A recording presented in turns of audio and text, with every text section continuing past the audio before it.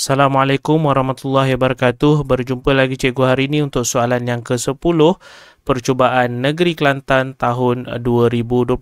Dan bila kamu tengok soalan ini, tak lain tak bukan berkenaan dengan tingkatan 5 bab yang ke-6 di bawah tajuk Nisbah dan Graf Fungsi Trigonometri.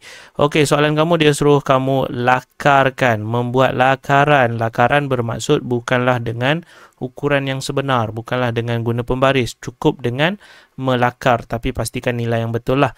Membuat lakaran untuk graf, okey, so kamu tengok betul-betul kamu kena tahu bahawa kamu punya trigonometri seharusnya satu kitaran adalah 360 darjah.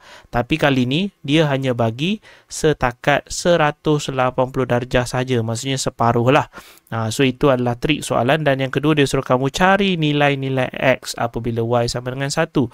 Okey. So yang pertama kamu ada 0 darjah sehingga 180 darjah. Kemudian kamu ada persamaan Y sama dengan 3 sin 2x tambah 1. Okey, so itu yang kamu ada. So kita akan switch ke bawah sedikit. Okey, so kamu tengok soalan kamu di sini kalau ikutkan ini adalah nilai A, so ini adalah nilai B, so ini adalah nilai C. Okey, so kamu tengok betul-betul. Dan kebiasaannya lah untuk graf fungsi trigonometri ini, cikgu akan melukis ataupun mengenal pasti C dahulu, yang kita sebut sebagai garis keseimbangan. Okey, so garis seimbang ataupun garis keseimbangan ni lah. Okey, kalau kita boleh dapat garis keseimbangan, insya-Allah nilai A, amplitude dan juga tempoh ini boleh betul lah. Okey, so kalau ikutkan C kamu ini ataupun garis seimbang ini seharusnya berada pada nilai 1, positif 1. So kalau kamu tengok asal ni, inilah garisan keseimbangan iaitu yang X ni. So X ini adalah garisan keseimbangan. So asalnya dia berada di nilai 0. So sepatutnya dia berada di nilai 1 bukan nilai 0. So kita perlu ubah. Okey, untuk orang kata garis keseimbangan ni sebenarnya bukan duduknya di situ, sengaja dikelirukan. So sepatutnya duduk di sini. Okey, so lakaran so walaupun lakaran buatlah elok-elok. Okey, so inilah sebenarnya garis keseimbangan kamu yang sepatutnya dengan bernilai 1 lah. Okey, kenapa 1? Sebab C kamu memang 1. So seharusnya dia beradalah pada 1 bukan pada 0. So hati-hati. So untuk A, so bila C dah betul, so kita akan buat untuk A. So A kamu ini kita kenal sebagai amplitude. Okey, so amplitude kamu kalau ikutkan 3. Okey, so A ini adalah amplitude. Amplitude ataupun cikgu suka untuk kenali sebagai tinggi rendah. Okey, sama ada dia naik paling tinggi ataupun dia turun kepada paling rendah ketinggian dia lah. So maknanya paling kurang dia akan naik ke atas sebanyak 3 lah. Okey, so dia akan berada paling atas. Okey, ataupun jaraknya jap kita silap dekat situ. So silap dia punya curly bracket. So sepatutnya dia akan 3 dekat sini. Jarak dia maksudnya daripada garis keseimbangan 1 tambah 3 jadi 4 lah. So dia akan naik 3 ke bawah ataupun dia turun ke bawah sebanyak 3. So 1 sehingga 0, 1, kemudian 0 sehingga negatif 1, 1 lagi. So daripada negatif 1 hingga negatif 2, so 1 lagi. So maksudnya dia akan turun sampai bawah ni lah, yang mana jarak yang paling rendah adalah negatif 2. Okey, so kita dah ada macam ni. So kamu tengok graf kamu ni kalau ikutkan dia memiliki 2 kitaran. Okey, so B ini adalah kitaran. Okey, so B ini kalau ikutkan ianya adalah kitaran. Berapa kali dia orang kata dianya dilukis lah ataupun dia punya kitaran lah, senang dia punya pusingan. Okey, untuk graf ini seharusnya kitaran kamu ialah 2 dan ini adalah graf sin. So graf sin kalau ikutkan bentuknya ialah macam ni lah graf sin. Okay, so graf sin dia gelombang daripada 0 kemudian dia turun bawah, dia habis sampai ke atas. So ini adalah graf sin. So kalau ikutkan 2 kitaran ini sekiranya sehingga 360 darjah. Okey, so yang dia bagi ni untuk dua kitaran ini seharusnya apabila 360 darjah.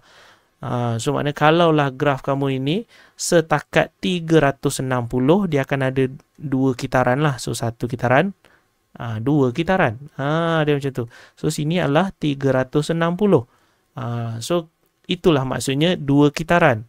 Okey. Dan kali ini dia hanya bagi setakat 180 darjah saja. Bermaksud, okey, mana pula cikgu punya cursor ni? So bermaksud kamu punya graf ini setakat ini je lah. So kalau setakat itu sahaja graf kamu sepatutnya satu kitaran sahaja. So cikgu harap boleh faham kenapa kita perlu lukis satu kitaran. Sebab graf kamu kalaulah B2 bermaksud dua kitaran. So dua kitaran dua kali graf sin. Tapi itu untuk 360 darjah. Sebab graf ataupun trigonometri memang daripada kosong sehingga 360.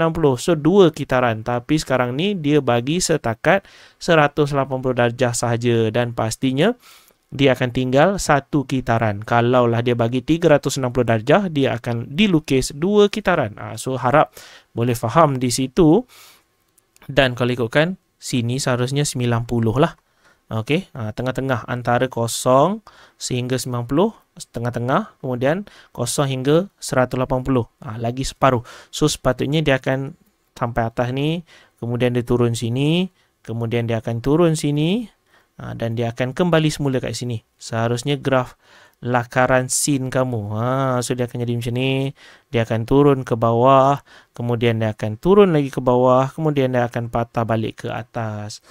So itu adalah satu. Kenapa kita lukis satu? Sebab graf kamu setakat 180 darjah sahaja.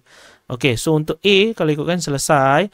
Manakala untuk B, so soalan B kamu ni dia suruh kamu mencari nilai-nilai X. Okey, dia suruh cari nilai-nilai X apabila Y sama dengan 1. So Y1, inilah Y1. Okey, so Y1 kamu kalau ikutkan inilah nilai Y1. So dia suruh kamu cari nilai-nilai X selain X kosong. So kalau ikutkan selain X kosong, kamu boleh nampak ada lagi nilai X lain, iaitu selain daripada dia duduk kat sini X kosong, pastinya dia duduk satu lagi dekat sini, iaitu bernilai X 90 darjah. Dan ada satu lagi nilai dekat sini pula, iaitu bernilai X sama dengan 180 darjah. So kalau ikutkan cari nilai-nilai X ini ialah 90 darjah dan 180 darjah lah. Sebab dia mencari nilai-nilai X apabila nilai Y1. So apabila Y1, so selain daripada X kosong, X 90 darjah dan juga X 180 darjah. So cikgu harap bolehlah kamu faham dengan penerangan cikgu untuk soalan nombor 10 ini. So kalau kamu boleh faham, jangan lupa untuk ajar rakan-rakan yang lain supaya ilmu kamu terus berkembang. Jangan lupa untuk tekan button like, meninggalkan sebarang komen dan juga menekan button subscribe sebagai tanda sokongan kepada channel cikgu ini. Sehingga kita berjumpa lagi di soalan yang lain. Assalamualaikum warahmatullahi wabarakatuh.